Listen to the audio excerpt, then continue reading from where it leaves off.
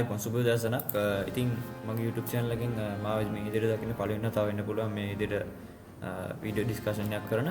ඉතින් මම මේ වීඩියෝ එක කතා කරන්න යන්නේ ඉස්සරහට කියන්නේ හෙට ඉඳලා පවත්වන්න තියෙන ජාත්‍යන්තර නාවික සමාලෝචනය සහ පෙළපාලිය ගැන. ඉතින් අපිට මේක මම මේ හැඳින්වීම විදිහට මම මෙහෙම කියන්න.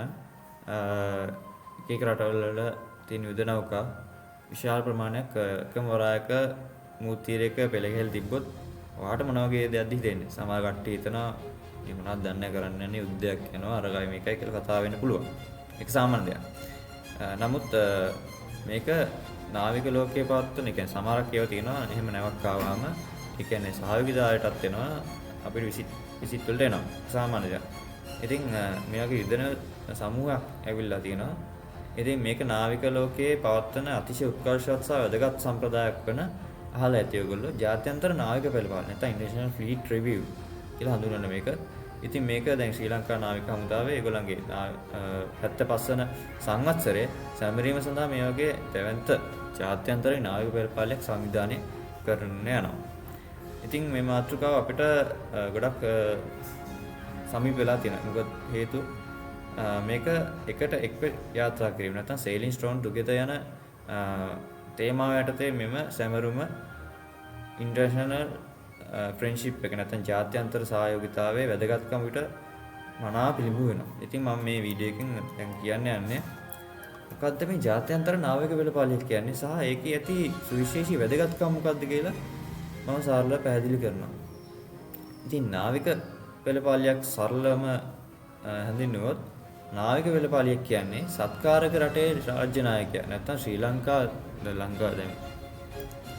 දැන් ගත්තොත් ශ්‍රී ලංකාවේ ජනාධිපතිවරයා විසින් නාවික හමුදාව සහ ආරාධිත විදේශීය නාවික හමුදාවන්ගේ නෞකා පෙළක් විධිමත් ලෙස පරීක්ෂා කරන ලබන මහා උත්සවයක්. මේ නෞකාවල විධිමත් පෙළපාලියක් ලෙස හඳුන්වන්න පුළුවන්. මෙම උත්සවයේ හරය අපිට මේ විදිහට කියන්න පුළුවන්.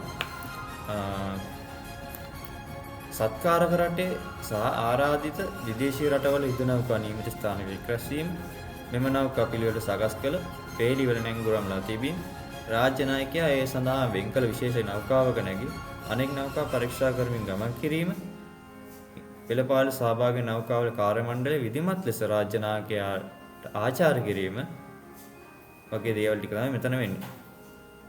ඉතින් මේක ඉතිහාසය අපිට ගත්තොත් යුද පෙළපාලිය ඉඳලා රාජ්‍යතාන්ත්‍රික සැමරුම් දක්වා මේක දැන් වර්ධනය වෙලා තියෙනවා. ඒ කියන්නේ ජාත්‍යන්තර ඒ කියන්නේ නාවික පෙළපාලියක් කියන එක යුද පෙළපාලියක ඉඳලා දැන් රාජ්‍යතාන්ත්‍රික සැමරුමක් දක්වා මේක වර්ධනය වෙලා තියෙනවා.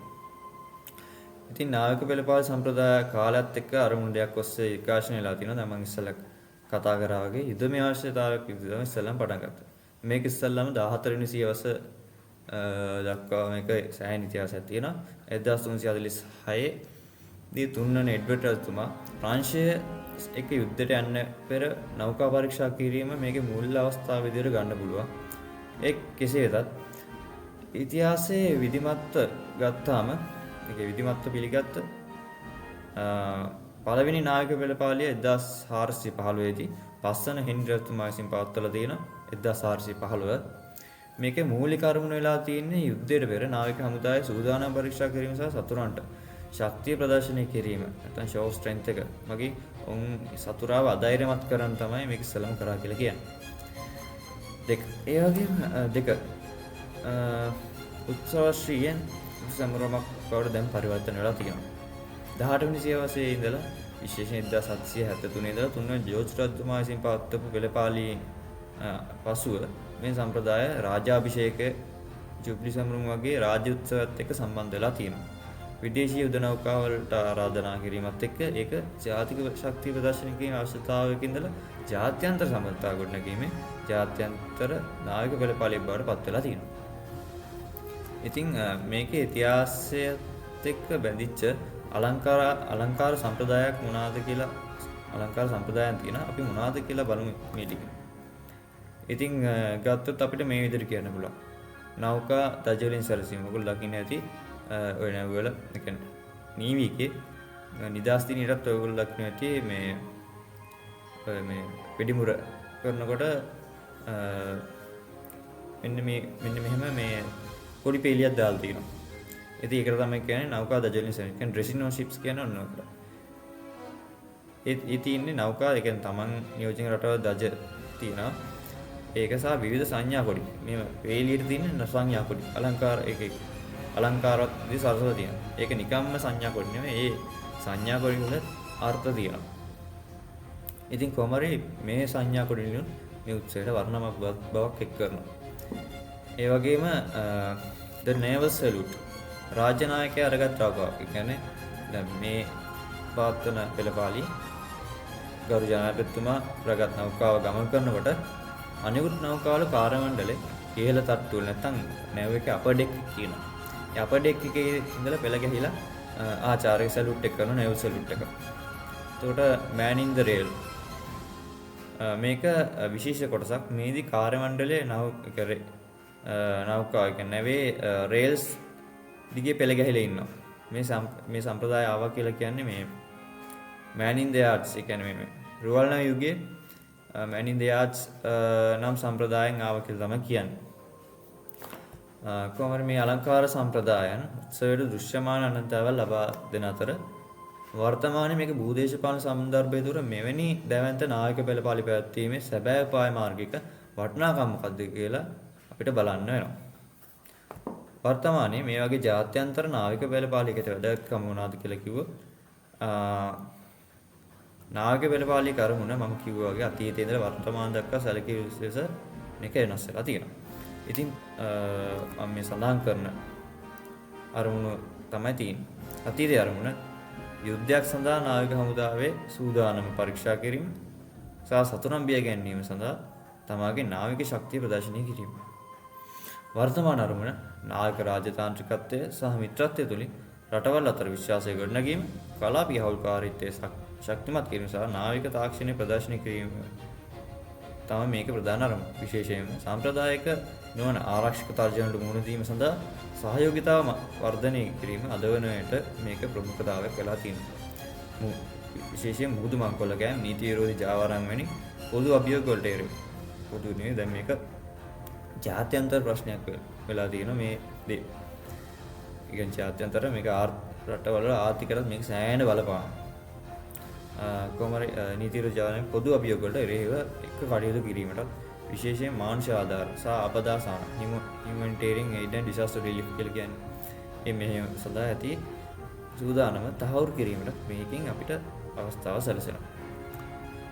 ඉතින් මේ නවීන කියන්නේ අරමුණු ප්‍රායෝගික ක්‍රියාත්මක වෙන ආකාරය ශ්‍රී ලංකාව විසින් අපි පවත්වන මේ ජාත්‍යන්තර නායක පෙළපාලි කදිම උදාහරණයක්. කොහොමරි දැන් මේ ජාත්‍යන්තර නායක පෙළපාලිය 2025 මේක ගැන කිව්වොත්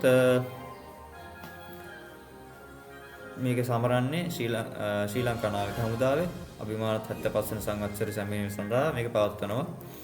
මේක රාජතාන්ත්‍රික සමබරතාව බැලුවොත් ඉන්දියා, බංග්ලාදේශ, ඉරානය, මාල්දීව වෙන මැලේසියා, පාකිස්තානය සහ රුසියාව වෙන රටවල් මේකට සහභාගී වෙනවා.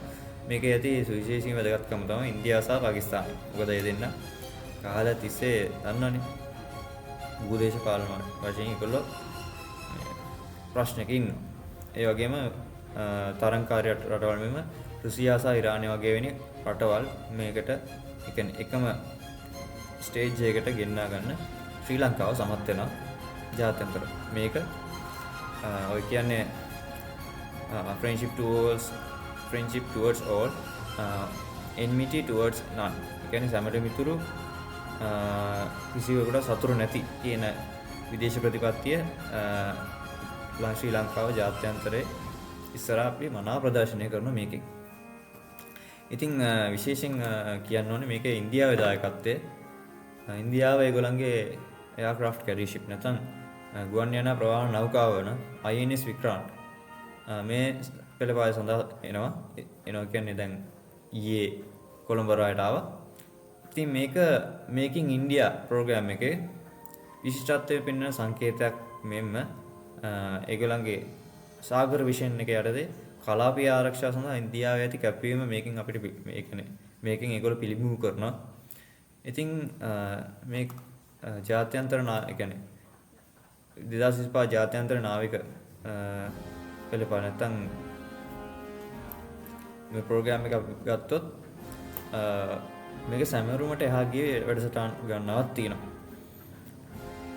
නෞකා පෙළපාලට අමතරව කියන්නේ සිටි පෙරඩ් එකකුත් තියෙනවා 29 වෙනිදා උදේට. ඊටත් කලින් තියෙනවා සංස්කෘතික සංදර්ශන ආහාර උලත් සහ වෙරළ පිරිසිදු කිරීමේ වැඩසටහනක් තියෙනවා. ඒ වගේ අමතර ක්‍රියාකාරකම් රසක් තියෙන සංවිධානය කරලා මේ සිදුවීම හරහා අපිට වෙන ජාත්‍යන්තර ඒ කියන්නේ නවීන නාවික රාජතාන්ත්‍රිකත්වයේ ඒ කියන්නේ soft power කියන්නේ soft power එක ප්‍රදර්ශනය කරන සහභාගී වෙන නාවිකයන් අතර මෙන්ම අපේ මහජනතාව අතර යහපත් සම්මතතාවක් ගොඩනැගී කියලා බලාපොරොත්තු වෙනවා මේක.